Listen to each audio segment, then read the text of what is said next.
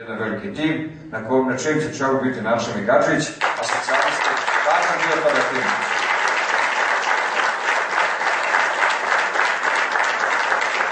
Mi hoćemo da širom Republike Srpske stvaramo preduslove, ali da stvaramo zaista preduslove da se svaki kraj Republike Srpske ravnomjerno razvije.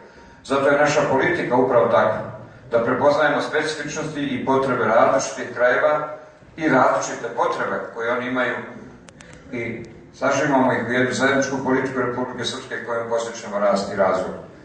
Naši prioriteti su prije svega infrastrukturnog karaktera, da izgradimo što je moguće brže, u što kraćem periodu, ključne saobraćajnice u drumskom saobraćaju.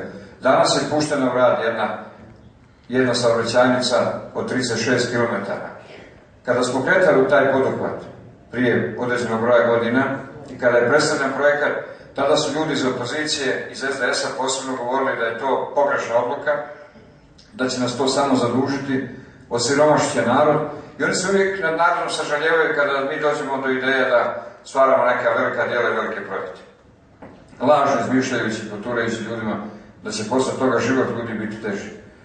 Ali na ponos Republike Srpske kada dovedete nekoga sa strane i on vidi da vi gradite moderne puteve, da mi već imamo izgrađene moderne saobraćajnice i da će ih biti još i više u narednih nekoliko godina.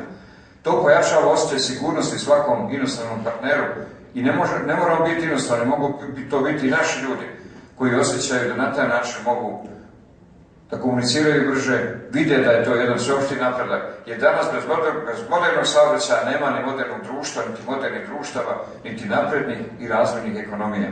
I zato se nečega moramo i odreći u korist tog razvoja koji nam je neophodan da bismo bili dio opšte moderne svjetske i evropske politike.